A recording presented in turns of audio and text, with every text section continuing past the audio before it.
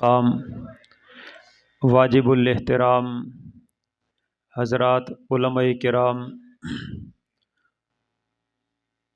मुअज़्ज़ज़ सामीन किराम, अज़ीज़ तलबा और तालिबात और उनको पढ़ाने वाली मोहतरमा आलिमात और मुअल्लिमात, आज हमारी दानिस्त के मुताबिक इस मदरसे का तकरीबन तीसरा इख्तितामी प्रोग्राम होने को है। गुज़श्ता से पेवस्ता साल इसी जगह पर और इस मदरसे की छत पर इख्तितामी सूरतों का आखिरी दर्स हमारे इंतहाई अज़ीम बुज़ुर्ग हज़रों से तशरीफ़ लाने वाले हज़रत मौलाना हाफ़िज़ निसार साहब अल हुसैनी रहमतुल्लाहि ताला अलैह ने दर्स इरशाद फरमाया था। उसके बाद आज उनको फ़ौत हुए तकरीबन गुज़श्ता महीने में 1 साल पूरा हो गया और गुज़श्ता साल का इख्तितामी दर्स जब हमने यहाँ इसी हाल के अंदर दिया था तो ये प्लस्तर वग़ैरह मुकम्मल नहीं हुआ था, काम लगा हुआ था। और आज हमें खुशी है कि अल्हम्दुलिल्लाह ये तीसरा इख्तितामी तर्जमा और तफसीर का ये दर्स हो रहा है और काफ़ी हद तक काम तकमील को पहुँचा हुआ है। और इस ज़ाहरी तामीर के साथ साथ अल्लाह रब्बुल जलाल ने बातनी तौर पर भी आबादी और रौनक लगाई हुई है। अल्लाह इसके अंदर मज़ीद रौनकें, तरक्कियाँ और आबादियाँ नसीब फरमाए। तशरीफ़ लाने वालों को और सुबह से यहाँ तशरीफ़ फरमा तमाम बुज़ुर्गों को, भाइयों को, बहनों को, बच्चियों को और तमाम तशरीफ़ लाने वाले मुअज़्ज़ज़ उलमाए किराम को अल्लाह ताला क़दमों पे अज़ीम बदला नसीब फरमाए। मैं चूँकि बहुत कीमती बयानात मुझसे पहले हो चुके हैं, ज़ोहर की नमाज और फिर साथियों के इकराम, ये सारे उमूर बाकी हैं।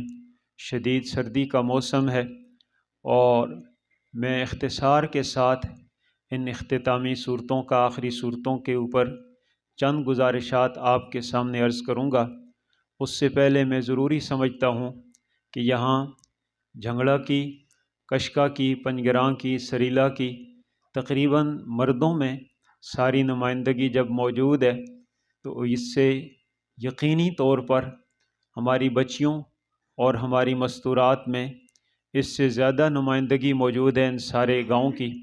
और जिस तरह मेरी मालूमात हैं, इलाक़े भर की आलिमात यहाँ मौजूद हैं। आज रात को काफ़ी देर से हमारी वापसी अपने मदरसे में हुई तो हमारे हज़ारा डिवीज़न के जो मकतब के ज़िम्मेदार हैं वो मेरे इंतज़ार में थे, वो तशरीफ़ लाए हुए थे। उनसे हमारी रात को काफ़ी देर तक इस हवाले से बातचीत हुई। हमारा मदरसा जामिया सैयदना अबू बकर हमारे इस इलाक़े के तमाम मकातिब का मरकज़ है, सेंटर है। और उस सेंटर के ज़िम्मेदार और मुआविन हमारे मौलाना मुदस्सिर मकबूल साहब, जिनकी निगरानी में 30 बच्चों के मकातिब उनकी निगरानी में मौजूद हैं। उनमें कुछ बड़े फ़आल हैं और कुछ अभी ज़ेर तामीर हैं। लेकिन रात को हमारी जो बात मशवरे में आई कि हमारे मदरसे के अंदर बड़ी मस्तूरात का, बड़ी औरतों का सिलसिला, तकरीबन 40 बड़ी औरतों का सिलसिला 3-4 साल से जारी है। अल्हम्दुलिल्लाह बड़ी औरतें 2 घंटे का वक्त देती हैं सुबह 10 से 12 बजे तक। और उसके बाद तफसीर तर्जमा की क्लास फ़आल है, नाज़रा की क्लास फ़आल है और इसी तरह मकतब की क्लास फ़आल है बच्चियों की। और इसके साथ अब दिरासात दीनिया का इस्तफ़ा सालाना इम्तिहान में वो पूरी क्लास फ़आल है। तो ये बात मशवरे में आई कि इलाक़े भर की जितनी आलिमात हैं, हमारे झंगड़ा, कशका, कुंडा, पंजगरां और सरीला, इस सारे इलाक़े में इसके लिए हमने थोड़ी सी फ़िक्र की तो आज रात को ये बात तय की है। मैं इस नुमाइंदा इज्तिमा में ये पहला ऐलान कर रहा हूँ कि इंशाअल्लाह अज़ीज़ परसों मंगल के दिन हमने अपने सारे इलाके की आलिमात का जोड़ रखा हुआ है, जिसमें हमारे एबटाबाद से मस्तूरात भी मकतब वाली तशरीफ़ लाएंगी और मकतब के ज़िम्मेदार मौलाना नूर मोहम्मद साहब और बाकी हजरात तशरीफ़ लाएंगे। हम ये पहल करना चाहते हैं और आगाज़ के इस जोड़ में हमारे झंगड़ा में घर में जितनी मस्तूरात बच्चियाँ पढ़ा रही हैं उनके पास 250, 200, 300 बच्चे बच्चियाँ पढ़ रहे हैं। यहाँ इस तरह तालीम हो रही है।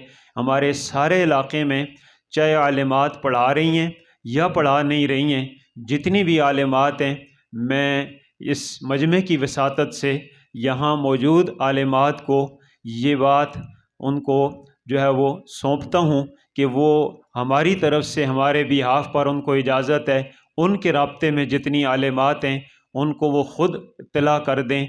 परसों इंशाअल्लाह 1 घंटा हमें आपका चाहिए। हमारे ये बुज़ुर्ग हज़रात किसी के खाविंद हैं, किसी के भाई हैं, किसी के वालिद हैं, अगर इज्तिमाई सूरत बन सकती है तो बहुत अच्छी बात है। इनफरादी तौर पर 1-2 घंटे के लिए 10 से 11 बजे का वक्त होगा परसों मंगल के दिन के वक़्त।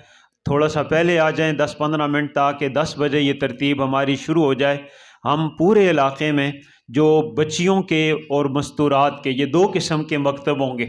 एक मकतब होगा बड़ी बालिग औरतों का जिसको मकतब मस्तूरात कहेंगे, और दूसरा होगा जो बच्चियों के नाजरा और बच्चियों का तर्जमा, बच्चियां छोटी उम्र की, उनका जो मकतब की निज़ाम और उनका निसाब तालीम है, उसके हवाले से बहुत कीमती और मुफीद मालूमाती तौर पर इनकी तरबीती नशिस्त होगी और आप देखेंगे उसका बहुत फ़ायदा होगा इंशाअल्लाह।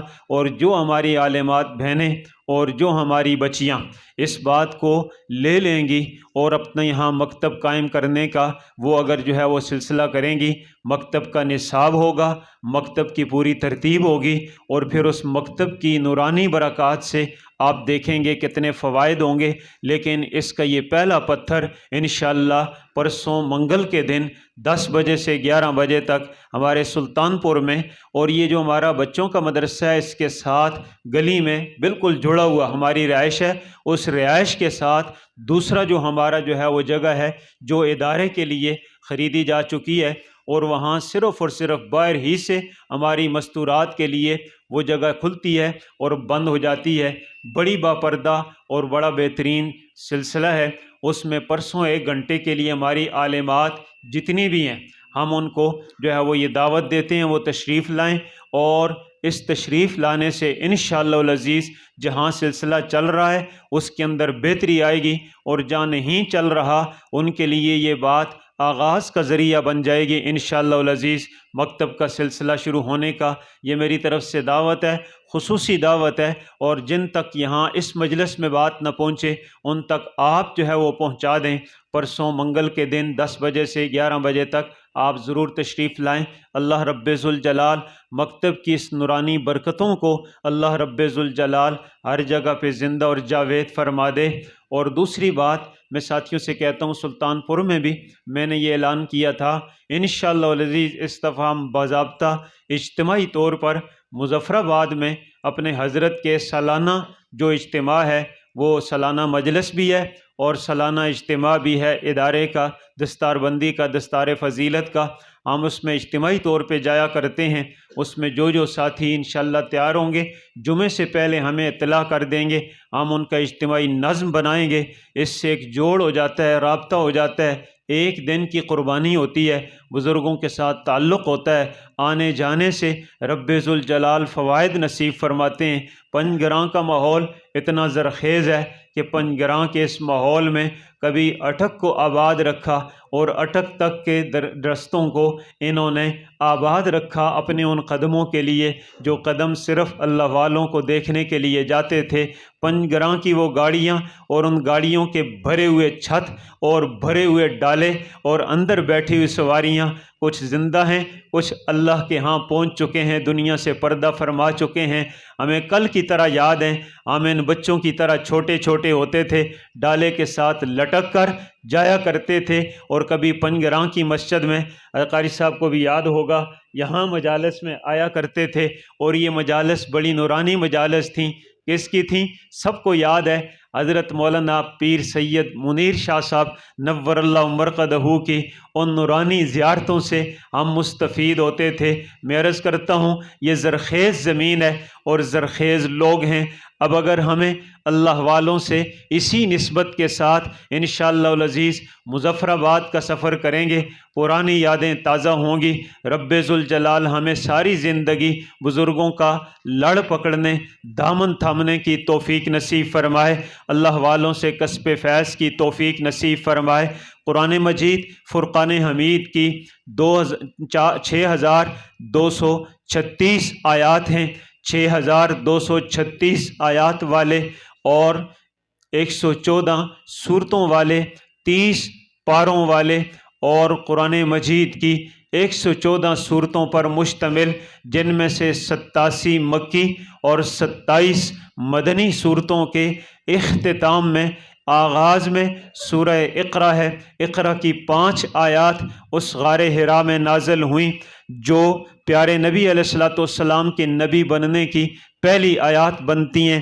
آغاز ہوتا ہے، پھر اس کے بعد 23 سالوں میں عرض کروں، یہ 23 سال ہم کہہ دیتے ہیں، ورنہ حقیقت میں اگر پورا فگر آپ پوچھنا چاہیں گے تو 23 کسر کو کم کر کے، کسر کو مٹا کر ہم اس کو 23 سال کہہ دیتے ہیں، 23 سال نبوت کے، ورنہ پوری وحی کا عرصہ اگر دیکھا جائے تو وحی آسمانوں سے زمین پہ ہمارے آقا علیہ السلام کے سینہ اطہر پہ نازل ہوئی ہے تو کتنا عرصہ؟ 22 سال 9 ماہ 22 دن یہ عرصہ بنتا ہے، جس میں پیارے آقا علیہ السلام کے سینہ اطہر پہ قرآن مجید کی یہ وحی آتی رہی۔ پہلی سورت سورہ اقرا ہے، جس کی 5 آیتیں غار حرا میں نازل ہوئی ہیں۔ آخری آیت کون سی ہے؟ تشریح کے اعتبار سے ایک آیت آخری کہی جاتی ہے، اور بالکل جو اختتامی آیت ہے وہ کوئی اور ہے۔ تشریح اور احکام کے اعتبار سے قرآن مجید کی سب سے آخری آیت جو نازل ہوئی ہے، پیارے آقا علیہ السلام کی وفات سے پہلے مکہ مکرمہ میں حج بیت اللہ کے دوران عرفات کے میدان میں آقا علیہ السلام اونٹنی پہ سوار تھے، 1.25 لاکھ کا مجمع عرفات کے میدان میں میرے آقا کی اداؤں کو محفوظ کرنے کے لیے منتظر تھا، اور ان کی نظریں حضور علیہ السلام کے چہروں پہ لگی ہوئی تھیں۔ آپ حیران ہوں گے کیسی نظریں لگی ہوئی تھیں۔ میں ایک مثال دیتا ہوں، یہ نظریں کس طرح جمی ہوئی تھیں، کتنی مشتاق تھیں، کتنی پیاری تھیں، کتنی طلبگار تھیں۔ اتنا بڑا مجمع ہے، اس مجمع میں یہاں حضور ارشاد فرماتے ہیں، اگلا سنتا ہے وہ آگے کہتا ہے، اگلا سنتا ہے وہ آواز کو مکبر بن کے آگے کہتا ہے، اگلا سنتا ہے آواز کو اگلوں تک پہنچاتا ہے۔ اس کے باوجود کہ یہ مکبرین حضور کی دعوت، حضور کے واعظ، حضور کے ارشادات کو 1.25 لاکھ کے مجمع میں پھیلا رہے ہیں، پھر میرے آقا فرماتے ہیں، نبی علیہ السلام یوں جس طرح دعا کے لیے ہاتھ اٹھاتے ہیں، دعا کرتے کرتے اچانک میرے آقا علیہ السلام کی ہنسی چھوٹتی ہے، اچانک میرے آقا کی ہنسی چھوٹتی ہے، اور حضور ہنستے ہیں، مسکراتے ہیں۔ صحابی نے پوچھا، یا رسول اللہ، بات چل رہی تھی احکام کی، بیچ میں یہ مسکرانا کیسے آیا، بیچ میں اچانک ہنسی کیسے آئی؟ فرمایا یہ راز کی باتیں ہوتی ہیں جو ہر ایک کو پتہ نہیں چلتی، تم نے پوچھ لیا ہے، اب تمہیں بتاتا ہوں، ایک راز تھا لیکن تم نے پوچھ لیا۔ میں ہنسا کیوں؟ جو ہنسنے کی جگہ نہیں تھی میں ہنس پڑا ہوں، میں مسکرایا ہوں۔ فرمایا کہ شیطان اور ابلیس دیکھ رہا تھا، میں مانگ رہا تھا، یہاں یہ بات پتہ چلی، مانگنا میرے آقا کا کام ہے، دینا صرف اور صرف رب ذوالجلال کا کام ہے، دینا رب کا کام ہے۔ پتہ چلا میرے آقا دینے والے نہیں ہیں۔ عموماً ہم نعتوں میں تعدی کر جاتے ہیں، زیادتی کر جاتے ہیں کہ خزانے سارے تیرے نے، جنوں چاویں انہوں بخشیں، خزانے سارے تیرے نے۔ ہمارے علماء دیوبند کے اکابر کے طرز کے بالکل خلاف ہے، عقائد دیوبند کے بالکل خلاف ہے. بہت ساری باتیں ہمارے وعظوں میں، بہت ساری باتیں ہمارے جذباتی بیانات میں، بہت ساری باتیں ہماری جذباتی نعتوں میں اکابر دیوبند کے عقائد کے خلاف ہیں، جن پر انہوں نے جانیں لگائی ہیں، جن پر انہوں نے زندگیاں لگائی ہیں. آج بے خبری میں اور مجمع کی چاہت کی وجہ سے ہم ان عقائد کو روند رہے ہیں، ہم ان عقائد کو روند رہے ہیں اور ان عقائد کو ہم ختم کر رہے ہیں. یہ بات غلط ہے. جنوں چاہیں انہوں بخشیں. ہاں یہ ہو سکتا ہے کہ آپ ہاتھ اٹھائیں گے، ہم بخشنے میں دیر نہیں کریں گے، پر ہاتھ اٹھانے پڑیں گے، ہاتھ اٹھانے پڑیں گے. حضور فرماتے ہیں میں نے ہاتھ اٹھائے ہیں، میں مانگ رہا تھا میرا اللہ میری ساری امت کو بخش دے. اللہ نے شرطیں لگائی ہیں، شرطیں لگائی ہیں. بخشتے بخشتے شیطان ہنس رہا تھا، میری دعا ساری قبول نہیں ہو رہی تھی. شیطان ہنس رہا تھا، دیکھو نا حضور مانگ رہے ہیں ساری بخشش نہیں آ رہی، میرا کام پورا ہو رہا ہے، ابھی حضور کا کام پورا نہیں ہو رہا. پر میں رو رہا تھا، میرے آقا کی آنسو جاری تھی، لڑیاں جاری تھی. حضور کی اس ادا کو میں کہتا ہوں کتنی طلب سے حضور کو دیکھ رہے تھے کہ یوں احرام باندھا ہوا ہے. احرام آپ جانتے ہیں کہ احرام میں یہ ہوتا ہے، یہ کندھا ننگا ہوتا ہے اور نیچے سے چادر ڈلی ہوتی ہے، اس کو استباح کہتے ہیں. اور یوں جو ہی احرام میں آدمی بازو اٹھاتا ہے یہ بغلیں نظر آتی ہیں. بغل کے اندر گرمی بھی ہے، گرمی سے پسینے چھوٹے ہوئے ہیں، شدید دھوپ ہے، شدید گرمی ہے، حج کا حجۃ الوداع کا موسم ہے اور پسینے چھوٹے ہیں. حضور مانگ رہے ہیں میری ساری امت کو بخش دے. صحابی کہتا ہے میں نے حضور کے اٹھے ہوئے ہاتھ دیکھے، میں نے بغلوں کی سفیدی دیکھی، اس سفیدی کے نیچے سے پسینے دیکھے، میں نے پسینے کے قطرے دیکھے. ایک ایک ادا کو صحابی نقل کر کے امت تک پہنچا ہی نہیں رہا. قیامت تک کا محدث اس کو پڑھ بھی رہا ہے، امتی سن کے خوش بھی ہو رہا ہے. حضور کا انداز کیا تھا مانگنے کا؟ اب وہ پوری بات سنیے. حضور مانگ رہے ہیں اور صحابی کہتا ہے شیطان کے اس پر ہمیں نہیں پتا چلا. حضور مسکرائے، حضور نے پوچھا، حضور سے پوچھا تو حضور نے کہا راز کی بات ہے، اب سن لو. میں مانگ رہا تھا، جب میری الہا بڑھ گئی، میری زاری بڑھ گئی، میری طلب بڑھ گئی، میرا مانگنا انتہا کو پہنچا، تو رب ذوالجلال نے آخری شرط لگا دی. بڑی پیاری شرط ہے. آخری شرط لگا کے بخشش کا اعلان کر دیا. جا محمد، دن سب سے بڑا ہے، مجمع سب سے بڑا ہے، ان جیسے پیارے لوگ پوری کائنات میں کبھی نہیں آئیں گے. خیر القرون کرنی، ان صحابہ جیسے جنتی بخشے ہوئے اب اس دھرتی پہ اس کے بعد نہیں آئیں گے. آپ جیسا نبی اس دھرتی پہ نہیں آئے گا، اس جیسا دن قیامت تک نہیں آئے گا. جاؤ آپ مانگ رہے ہو، ہم صرف ایک شرط لگاتے ہیں جو ہمارا حق بنتا ہے. میرا کھانے والا، میرا پہننے والا، میری ہوا سے سانس لینے والا، میری زندگی دی ہوئی پانے والا اور میری نعمتیں کھانے والا، صرف اور صرف جو میری توحید کا قائل ہوگا نا، توحید کا، شرک پر نہیں مرے گا، موحد ہو کے مرے گا اور توحید کا کلمہ پڑھ کے مرے گا. پیارا نبی تیری دعا کی برکت سے ہر توحید کا کلمہ پڑھنے والے کی بخشش کا اعلان کرتا ہوں. جاؤ، ہر جو کلمہ توحید پہ مرے گا، ایمان پہ مرے گا، ہم اس کو بخشیں گے. فرمایا اس کہنے سے میرا چہرہ کھل گیا، میں خوش ہو گیا. شیطان دیکھ رہا تھا، تمہیں نظر نہیں آ رہا تھا، تمہیں نظر نہیں آ رہا تھا، شیطان دیکھ رہا تھا. اب جب شیطان نے یہ دیکھا کہ بخشش عمومی ہو گئی ہے، توحید والے بخشے گے، ایمان والے بخشے گے، کلمے والے بخشے گے، شرک نہ کرنے والے، اللہ کے ساتھ شریک نہ کرنے والے بخشے گے. اب نامراد ہو کر اس نے مٹی لی، زمین سے مٹی لی اور مٹی اپنے بالوں میں ڈالی اور یوں بالوں کو نوچا اور پتھر لے کر اپنے سر پہ مارے. آئے میری تو ساری محنت چلی گئی، میری تو ساری محنت تباہ ہو گئی.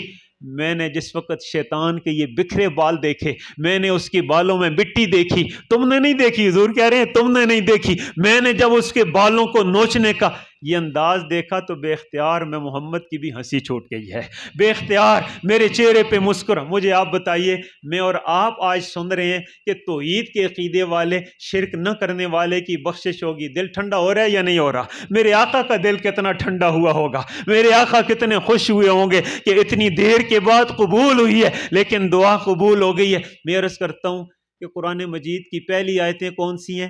اقرا کی 5 آیتیں، اس کے بعد تشریح آیات میں سے آخری آیت آنے والی ہے اسی مجمع میں، جس کا بھی میں نے ذکر کیا۔ اس مجمع میں یہ آخری آیت آئی ہے، آج کل چھٹے پارے میں موجود ہے، سورہ المائدہ کی یہ آیت ہے، الیوم اکملت لکم دینکم واتممت علیکم نعمتی ورضیت لکم الاسلام دینا۔ اس کو قرآن مجید کی آخری آیت اس وجہ سے کہہ دیتے ہیں، اس پر شریعت ختم ہوگی، شریعت ختم ہوگی، اس آیت پر اب شریعت کی آیتیں ختم ہوگی، شریعت والی اس کے بعد کوئی آیت نازل نہیں ہوئی ہے۔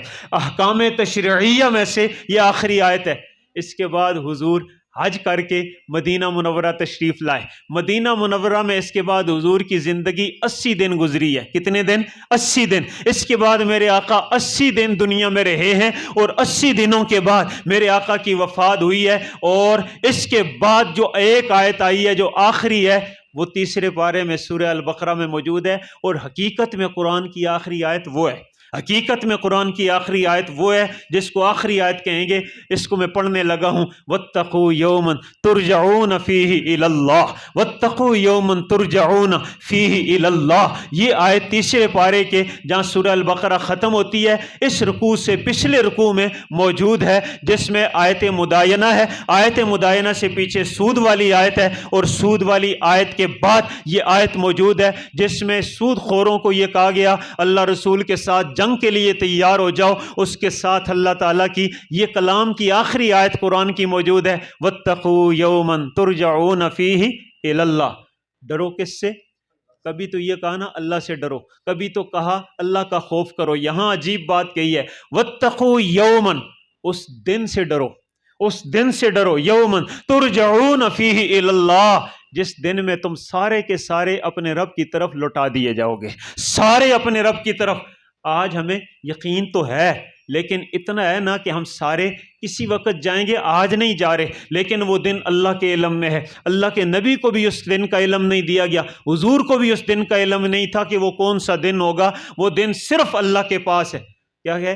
سورہ طٰہٰ 16ویں پارے میں اللہ فرماتے ہیں، اکاد اخفیہا لتجزا کل نفس بما تسعی۔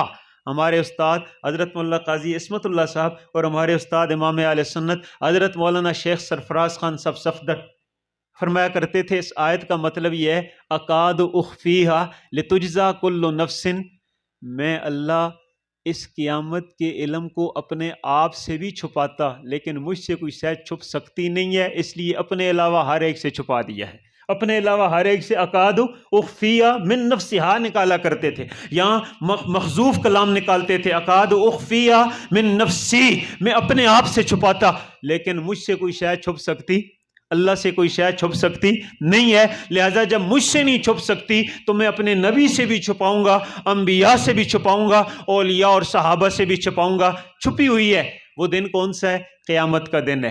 اس دن کی تیاری اور اس دن سے ڈر جاؤ، اللہ تعالیٰ ہمیں اس دن کا خوف نصیب فرما دے۔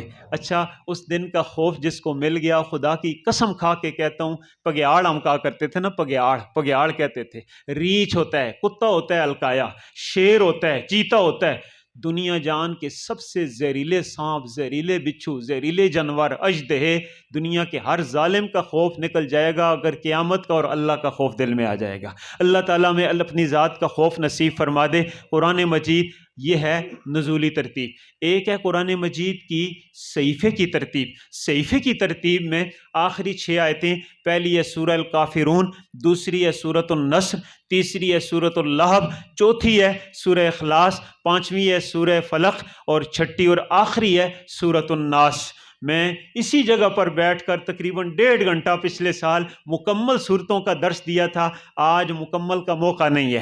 میں اختصار کے ساتھ یہ کہتا ہوں، سورہ الکافرون کے اندر مرکزی مضمون کیا ہے؟ رب ذوالجلال ارشاد فرماتے ہیں، کافر لوگوں نے حضور کو آفر یہ کی کہ چلو یہ کرتے ہیں، پہلے تو یہ کہا کہ آپ دعوت چھوڑ دیں، حضور نے دعوت نہ چھوڑی، پھر انہوں نے یہ کہا کہ چلو یہ کرتے ہیں، آدھا آپ کا مان لیتے ہیں، آدھی آپ ہماری مان لیں، آدھی آپ ہماری مان لیں، آدھا ہم آپ کا مان لیتے ہیں۔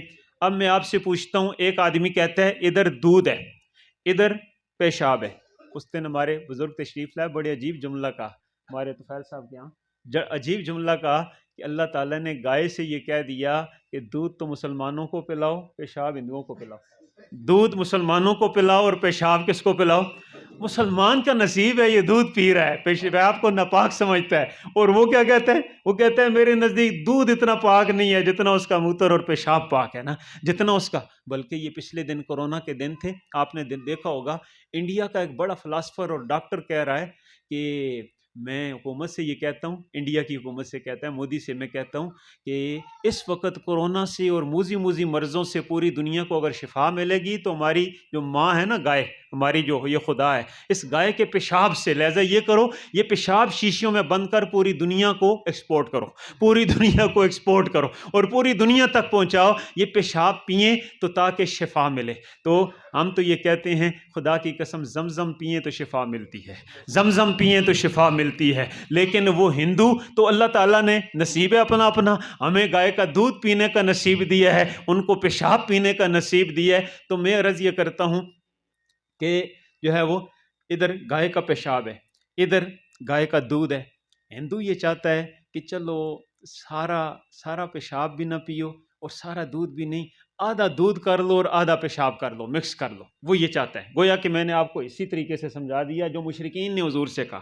مشرکین نے یہ کہا کہ تم خدا کو بھی پکارو، لات اور منات کو بھی پکارو، تو اس کا مطلب کیا ہوا؟ یہی ہے نا کہ ایک دن زور کے وقت خدا کا سجدہ کرو اور عصر کے وقت آ کر ہمارے حبل کا سجدہ کر دیا کرو، تو چلو ہم دونوں ایک ہو جائیں گے، ہم ایک ہو جائیں گے، ہم ایک ہوتے ہیں۔ آدھا ایک دن ہم تمہارے خدا کی پوجا کریں اور ایک دن یہ کرو کہ تم ہمارے خداؤں کی پوجا کرو، تاکہ مکس ہو جائیں اور اتحاد ہو جائے۔ تو یہ اس کا اسی مثال یہی ہے نا کہ ہم تمہارے ساتھ چلو گائے کا دودھ بھی پیتے ہیں، تم ہمارے ساتھ گائے کا پیشاب بھی پی لو۔ میں آپ سے پوچھتا ہوں اس کے لیے ہم تیار ہو جائیں گے؟ تیار ہو جائیں گے؟ خدا کی قسم کوئی ہم سے دودھ چھڑوانا چاہے گا تو ہم دودھ چھوڑنے کے لیے تیار نہیں ہے، لیکن پیشاب کو سونگھنے کے لیے بھی تیار۔ اور ہم قریب سے گزرتے ہیں، خدا کی قسم ناک کے اوپر کپڑا رکھ، یہی ہوتا ہے یا نہیں ہوتا؟ ناک کے اوپر کپڑا رکھ کے گزرتے ہیں، اور وہ تو جو ہے اس کو تو متبرک سمجھتے ہیں۔ میں کہتا ہوں میں اور آپ خدا کی قسم گائے کے پیشاب سے اتنی نفرت نہیں کرتے جتنا اللہ کے نبی نے شرک اور کفر سے نفرت دکھائی ہے۔ یہی بات ہے یا نہیں ہے؟ اور مشرک یہ چاہتا ہے شرک کو توحید کے ساتھ مکس کر لو، اتحاد کر لو، اتفاق کر لو۔ میں کہتا ہوں یہ ایسے ہی ہے جس طرح وہ کہتا ہے کہ آدھا پیشاب کر لو اور آدھا جو ہے وہ دودھ، یہ مکس کر کے چلو کبھی دودھ بھی پی لیا کرو، کبھی ہماری طرح پیشاب بھی پی لیا کرو۔ ہم کہتے ہیں پیشاب تمہیں مبارک ہو، ہم تو اس کا قطرہ بھی سونگھنے کے لیے تیار۔ اب اگلی بات کہتا ہوں ذرا، اگلی بات اس سے اور عجیب ہے۔ وہ کیا؟ ایک قطرہ پیشاب کا صرف بالٹی دودھ میں پڑا ہے، دودھ پی لیں گے؟ ہمیں پتہ چل گیا، نہ پتہ چلے تو نہ پتہ الگ مسئلہ ہے، مسئلہ ہی نہیں، لیکن پتہ چل گیا ہے کہ بالٹی دودھ کی تھی، تار نکالی ہے، بھری ہوئی ہے، اور بھینس نے دم مارا ہے اور چھینٹے پڑے ہیں پیشاب کے بالٹی میں۔ کیا کریں گے؟ بلیوں اور کتوں کے آگے ڈال دیں گے، لیکن کوئی بیچنے کے لیے بھی روادار یہ بھی نہیں ہوگا کہ چلو بیچ تو خیر ہے، لوگوں کو نہیں پتا۔ مسلمان ہوگا تو ایسا کام نہیں کرے گا، صحیح مومن ہوگا تو ایسا کام نہیں کرے گا۔ اس کا مطلب کیا ہوا؟ مطلب یہ ہوا کہ دودھ جو ہوتا ہے وہ خالص ہی اچھا لگتا ہے، اس میں ایک قطرے کی آمیزش بھی قبول۔ بالکل اسی طرح توحید، عبادت، نماز، ریاضت ساری کی ساری خالص ہی اچھی لگتی ہے۔ یہ نہیں ہے کہ پورا ہفتہ تو پورے دین پہ عمل کریں، خیر ہے ان بتیوں کے اس ایک عمل میں شریک ہو جائیں، خیر ہے کوئی مسئلہ نہیں ہے۔ اسلام کہتا ہے نا نا نا نا، ایک قطرہ پیشاب کا دودھ میں تم گوارا نہیں کرتے، ہم بھی ایک بدعت کو اسلام میں آنا گوارا کرتے نہیں ہے، ایک ذرا بھی شرک کا اسلام میں آنا گوارا کرتے نہیں ہے، ایک کفر یا جملے کا بھی یہاں آنا گوارا کرتے۔ چلو جی اور کچھ بھی نہیں ہے، اور کچھ بھی نہیں ہے تو چلو خیر ہے، یا اللہ مدد کہتے کہتے کبھی تو یا علی مدد کہہ دیا کرو، کبھی تو ایک دفعہ یا علی مدد کہہ دیں گے، کبھی تو فلاں مدد کہہ دیا کرو، کہہ دیں گے۔ جب ہم نے یہ طے کیا ہے کہ مددگار کون ہے؟ صرف اللہ ہے، اللہ کے علاوہ سارے اولیاء سر کے تاج، سارے انبیاء سر کے تاج ہیں، لیکن مشکل کشا نہیں ہے، حاجت روا نہیں ہے، بگڑی بنانے والے نہیں ہے۔ اس بنیادی کنسپٹ کو بیان کیا گیا ہے کہ سورت میں، سورۃ الکافرون میں کیا کہا؟ قل یا ایھا الکافرون لا اعبد ما تعبدون ولا انتم عابدون ما اعبد ولا انا عابد ما عبدتم ولا انتم عابدون ما اعبد لکم دینکم ولی دین۔ میں کہوں اللہ تعالیٰ نے یہ کہا کہ تم ہمارے معبودوں کو نہیں مانتے، ہم تمہارے معبود کے ایک قطرے اور ایک ذرے کو بھی ماننے کے لیے تیار نہیں ہیں، اگر تم مان بھی لو ہم مانتے ہیں تو ہمارا سارا ایمان جاتا ہے۔ بالکل اسی طرح ہمارے بزرگ کہتے ہیں، اب یہ اصطلاحی لفظ بولتا ہوں، اسلام میں داخل ہونے کے لیے سارے عقائد اسلام کو ماننا ضروری ہے، نکلنے کے لیے سب کا انکار ضروری نہیں ہے، ایک کے انکار سے انسان کیا ہو جاتا ہے؟ نکل جاتا ہے۔ ایک کے انکار سے اسلام، جس طرح میں نے کہا نا کہ ایک قطرہ پیشاب کا آیا تو ساری بالٹی ضائع ہو گئی ہے، ایک عقیدہ نکلا اسلام کا تو سارا اسلام گیا، سارا ایمان گیا۔ یہ ہے سورہ الکافرون۔ یہ وہ دور تھا جس دور میں کچھ مسلمان تھے، کچھ کافر تھے، کافروں کا غلبہ تھا، تو کافروں مسلمانوں نے پھر بھی مانا۔ اب اگلا دور آ گیا، اگلی صورت میں اگلی چیز بیان کی، کیا؟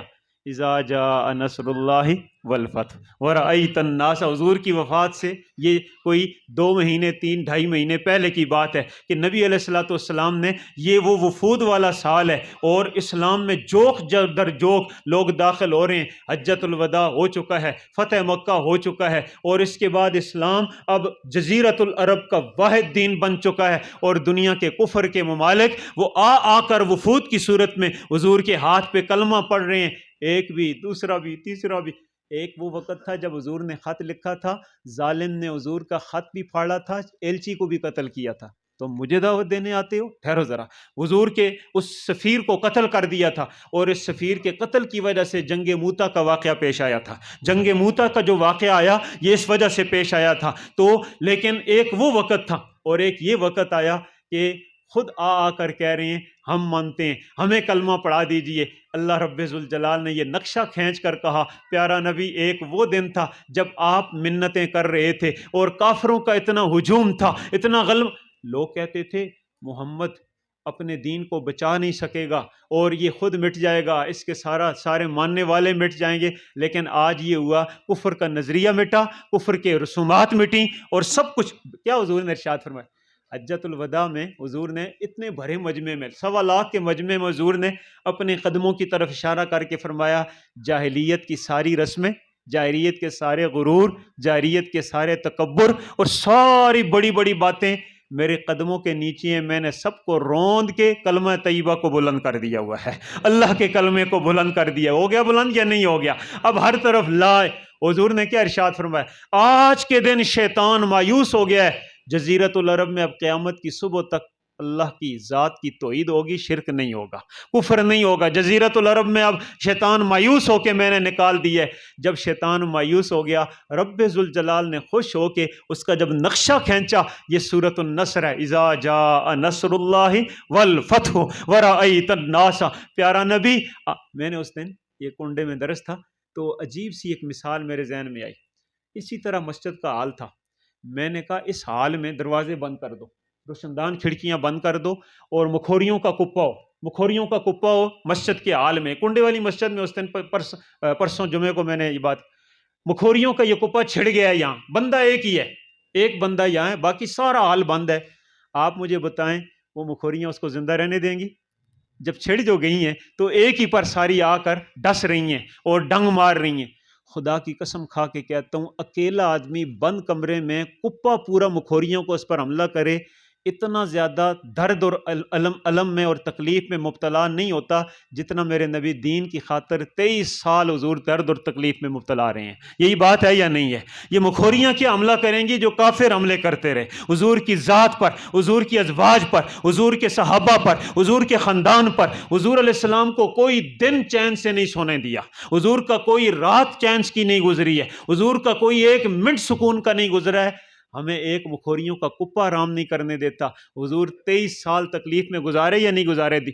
آج اللہ فرما رہے ہیں پیارا نبی آپ نے تکلیف تو کاٹی ہے، لیکن اس تکلیف کے بدلے دنیا میں اللہ کا نام تو بلند ہو گیا ہے نا، اللہ کا نام بلند ہو گیا ہے، شرک مٹ چکا ہے، کفر مٹ چکا ہے۔ اذا جاء نصر اللہ والفتح ورأیت الناس يدخلون فی دین اللہ افواجا فسبح بحمد ربک واستغفر انہ کان توابا۔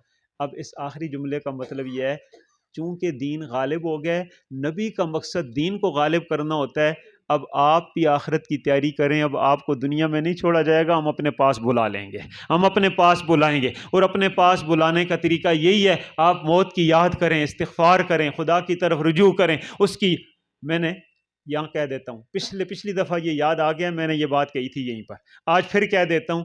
ہمارے لوگ حوصلہ شکنی کرتے ہیں، او جی بوڑھا ہو کے مسجد آ گئے، جوانی میں ساری بازاروں میں پھرتا رہا. میں کہتا ہوں شکر کرو، اللہ نے بڑھاپے میں تو اپنی طرف آنے کی توفیق دے دی ہے نا، اللہ نے توفیق دے دی ہے. میں کہتا ہوں جو اس وقت بھی آ جائے وہ اس آیت کا مصداق ہے. یہ آیت کہہ رہی ہے جب موت کا وقت قریب آ رہا ہے نا، آخری وقت آ رہا ہے، تو زیادہ اللہ کی طرف نوافل، نماز، استغفار، تسبیح، رجوع اللہ کرو، تاکہ آخری وقت آئے تو کبھی سجدے میں سارو، کبھی رکوع میں سارو، کبھی قرآن کھلا ہوا. خلا بٹ میں ہمارے ایک بزرگوں کی عادت تھی، خلا بٹ ٹاؤن شپ کا سچا واقعہ سنا، اور یہ ہمارے ویلیا میں بھی پیش آیا، گجرات میں بھی پیش آیا. خلا بٹ میں یہ ہوا کہ بزرگ صبح بھی ایک پارہ تلاوت کرتے ہیں، رات کو بھی ایک پارہ تلاوت کرتے ہیں، اور تلاوت کا طریقہ یہ ہوتا ہے مسجد سے گھر آ جاتے ہیں، اپنے سرانے کو الٹا کرتے ہیں، جس سرانے پہ سر رکھتے ہیں اس کو اس طرح الٹا کر کے پاک طرف اس کو سامنے قرآن مجید کھولتے ہیں، ایک پارہ صبح پڑھ کے اور ایک پارہ رات کو پڑھ کے سوتے ہیں. ان کو نہیں پتہ آج میری زندگی کا آخری دن ہے. آج بھی معمول کے مطابق عشاء کی نماز پڑھ کے آ کے سرانہ الٹا کیا، اس کے اوپر قرآن مجید رکھا، پورا پارہ پڑھنا تھا، پارہ آدھا ہوا، زندگی اختتام کو پہنچ گئی. قرآن کھلا ہوا تھا، قبلہ رخ تھے، باوضو تھے، نماز آخری پڑھی ہوئی تھی، موت کا وقت آیا، جھٹکا لگا، سر قرآن کے اوپر گرا اور وفات ہو گئی ہے. یہ کتنی پیاری موت ہے. میرا گجرات کا جو واقعہ ہے، اس طرح ہلکی ہلکی بارش لگی ہوئی تھی، اس طرح ہلکی ہلکی بارش تھی، رات کا وقت تھا، مسجد میں وہ آخری نمازی تھا اور انہوں نے وتر کی نیت کی ہوئی تھی، یہ وتر کے بعد نوافل کی نیت کی ہوئی تھی. ہلکی ہلکی بارش، رحمت برس رہی ہے، عشاء کی نماز پڑھی ہے، مسجد ہے، اور سر سجدے میں گیا ہے، نوافل میں روح قبض ہو گئی ہے. مسجد بھی ہے، نماز بھی ہے، سجدہ بھی ہے. تو انشاءاللہ ارادہ کرتے ہیں اب بھی اللہ رجوع کی توفیق دے دے تو اللہ کی طرف لوٹیں گے انشاءاللہ. اچھا، لوٹنے کا ایک طریقہ مولانا عبدالوہی صاحب بھی ارشاد فرما رہے تھے. میں عرض کرتا ہوں ہماری یہ پھاٹک والی مسجد الحمدللہ مکمل ہو گئی ہے. اس دفعہ جو جمعہ ہوگا، اس دفعہ کا جمعہ ہمارا تکمیلی جمعہ ہے انشاءاللہ. پھاٹک والی مسجد میں، وہ جو چمبا پھاٹک میں ریل کی پٹڑی کے ساتھ ہے. کشکی والی مسجد کا کچھ کام رہتا ہے. یہ تازہ ترین 2 مسجدیں ہیں. یہ ہمارے سارے، ان سے پوچھ لیں، یہ سارے آپ کے ہمارے گرائی لوگ ہیں، ہمارے بھائی لوگ ہیں. یہ سارے یہ کہتے ہیں کہ اللہ کی قسم ہمارا گاؤں سارے نے تعاون کیا، لیکن اس تعاون کے پیچھے جو بزرگوں کی، مظفر آباد والے مفتی صاحب کی دعا تھی نا، اس دعا نے جو کام کیا ہے وہ کسی اور چیز نے نہیں کیا ہے. بس ہاتھ اٹھاتے ہیں، رب ذوالجلال رستے سیدھے کر دیتے ہیں. تو پھر میں کہوں گا پنجگرام والے ساتھی ہمارے، میں دل کے خلوص سے کہتا ہوں آج بھی جس بزرگ کے ساتھ ہماری نسبت، دلی مناسبت ہو، ان بزرگوں کے ہاتھ پہ ہاتھ رکھ کے بیعت کا تعلق قائم کر لیا جائے، اللہ نورانی برکتیں عطا فرما دیتے ہیں، دعاؤں میں قبولیت آ جاتی ہے، زندگی موت اچھی ہو جاتی ہے.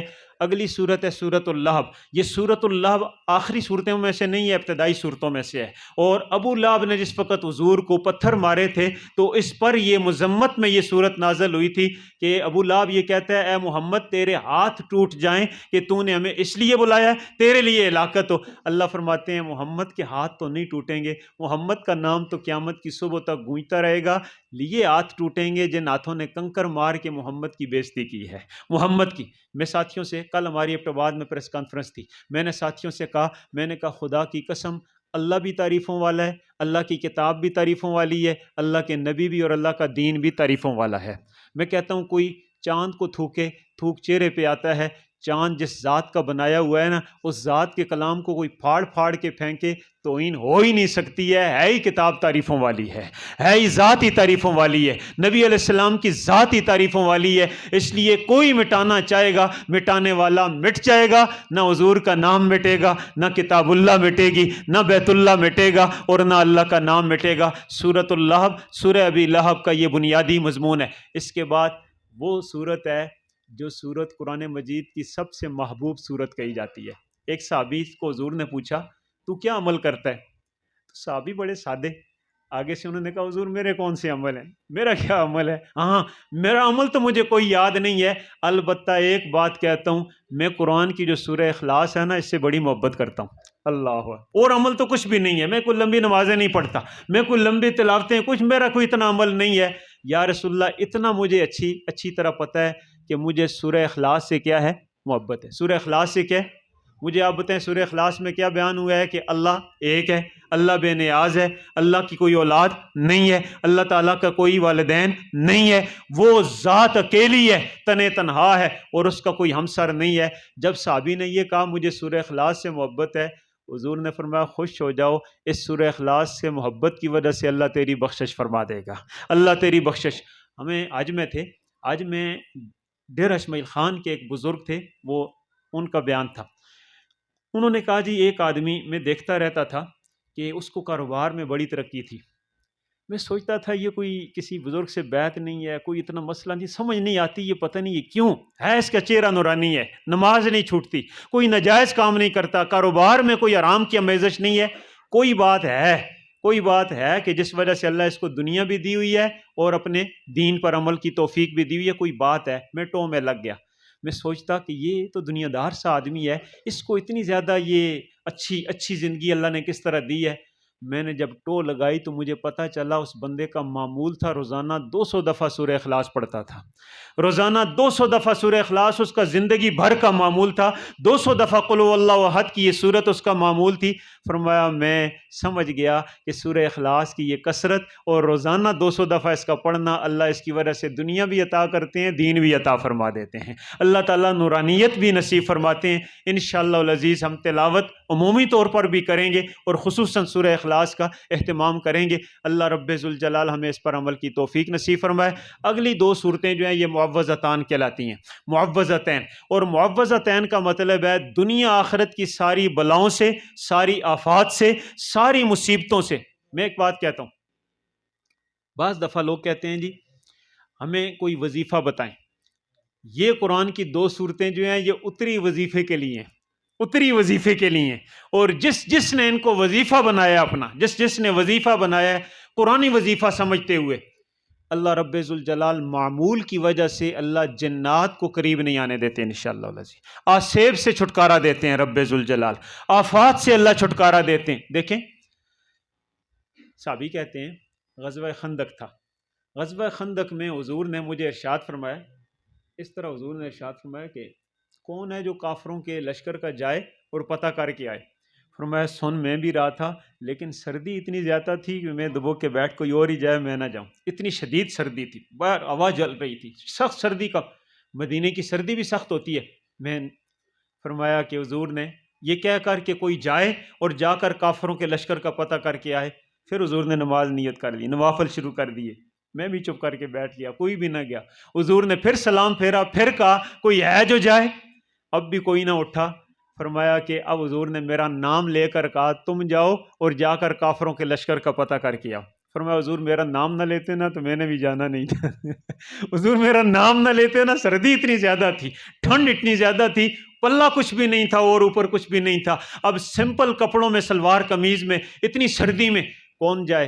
حضور میرا نام نہ لیتے تھے شاید میں نہ جاتا، اب جب نام لے لیا تو مجھے جانا پڑا، اٹھ کے آیا۔ اب دیکھیں کیا ہوتا ہے، حضور علیہ السلام ارشاد نے ادھر آؤ ذرا ادھر آؤ، حضور نے آگے بھی میرے ہاتھ پھیرا اور پیچھے بھی میرے ہاتھ پھیرا اور سر پر بھی ہاتھ پھیرا، اپنا ہاتھ پھیر کر حضور نے مجھے کہا جاؤ اور جا کر کافروں کے لشکر کا پتہ کر کے آؤ۔ صحابی کہتے ہیں خدا کی قسم حضور کے ہاتھ پھیرنے کی وجہ سے پورے میدان سے پھر کے آ گیا، مجھے ذرا ہوا نہیں لگی اور یوں لگ رہا تھا جس طرح میرے سارے جسم کے ارد گرد ہیٹر لگا ہوا ہے، سارے جسم کے ارد گرد حرارت تھی، گرمی تھی، تپش تھی، کس وجہ سے؟ حضور کے۔ اگر حضور کے ہاتھ میں اتنی برکت ہے تو حضور پہ اترنے والے کلام میں برکت ہے یا نہیں ہے؟ حضور پر اترنے والے اس کلام میں خالی انسان یقین کر لے، یہ یقین سے سودیں، قل اعوذ برب الفلق، قل اعوذ برب الناس، کتنی دفعہ بندہ اعوذ اعوذ اعوذ کہتا ہے، ایک بندہ یہاں سے میں اٹھاؤں، ایک بندہ ہمارے کوئی ساتھیوں میں سے میں کہوں کہ ہم جاتے ہیں اور خطرہ یہ ہے کہ ادھر ادھر دو چار آدمی وہ پستول شستول لے کے کھڑے ہوئے اور انہوں نے کہا ہوا ہے کہ آج ہم اس کو نکلنے نہیں دیتے، تو کیا خیال ہے؟ کہتے ہیں جی پریشان نہ ہو، ہمارا علاقہ ہے، ہمارا گاؤں ہے، آپ کیوں؟ ایک آدمی مجھے یہاں کہہ دے کہ آپ ہاتھ مجھے پکڑائیں اور میں آپ کو لے کے چلتا ہوں، کیا خیال ہے میری خوف سکون میں بدلے گا یا نہیں بدلے گا؟ کہ خیر ہے مقامی آدمی ہیں، مقامی یہاں کے محلے دار ہیں اور انہوں نے میرا ہاتھ پکڑ لیا، کوئی مسئلہ نہیں ہوگا۔ میں کہتا ہوں ایک بندے کا ہاتھ پکڑنے سے یقین آ جاتا ہے، قل اعوذ برب الفلق اور قل اعوذ برب الناس سے ہمارا ہاتھ اللہ کے ہاتھ میں آ جاتا ہے، اللہ ہمارا ہاتھ پکڑ لیتا ہے، ہم بول کر کہتے ہیں خدایا تو فلق کا بھی رب ہے، تو ناس کا بھی رب ہے، الہ الناس بھی ہے، ملک الناس بھی ہے، اتنی تعریفیں کر کے خدا سے کہتے ہیں خدایا اتنے خوف، اتنے پگیاڑ، اتنے اسیب، اتنے جنات، اتنا سارا کچھ، اللہ فرماتے ہیں بیغم ہو جاؤ، اپنا ہاتھ مجھے دے دو، تمہاری حفاظت میں خود کروں گا، تمہاری حفاظت میں خود کروں گا۔ قل اعوذ برب الفلق قل اعوذ برب الناس، جس پہ قرآن مجید کا اختتام ہے۔ اللہ رب ذوالجلال نے ہمیں بتایا صبح بھی پڑھ لو، شام کو بھی پڑھ لو، صبح شام اللہ کی حفاظت میں آ جاؤ گے۔ اللہ تعالی ہمیں حفاظت کا یہ خدائی نسخہ اختیار کرنے کی توفیق نصیب فرمائے۔ جس ادارے میں یہ پڑھایا جا رہا ہے اس کو بھی اللہ حفاظت نصیب فرما دے، اللہ آزمائشوں سے محفوظ فرما دے، اور ہمارے حضرت قاری کفایت اللہ شاہ صاحب دامت برکاتہم العالیہ کو اللہ تعالیٰ صحت کاملہ عاجلہ نافعہ نصیب فرمائے۔ ان کے صاحبزادہ گرامی کی 7 تاریخ کو انشاءاللہ دستار بندی ہے، ہم کوشش کر رہے ہیں، مجھے بھی انہوں نے دعوت دی ہے، کوئی ترتیب جو بھی بنی تو اللہ تعالیٰ ان کے صاحبزادی کی اس تکمیل کو بھی مبارک فرما دے۔ یہ پھر کبھی موقع ملے نہ ملے، لیکن حضرت بڑے تھکے ہیں اپنی اولاد کے لیے، لوگوں کے بچوں کے ساتھ بھی، اور بڑی محنت کی ہے اپنی جان پہ کھیل کر۔ اللہ تعالیٰ ان کے سارے بیٹوں کو، اولاد کو قبول فرما لے، اور اللہ تعالیٰ ان کے خلوص سے پورے علاقے میں جو دینی فضائیں ہیں ان کے اندر برکتیں نصیب فرمائے۔ وآخر الدعوانا الحمد للہ۔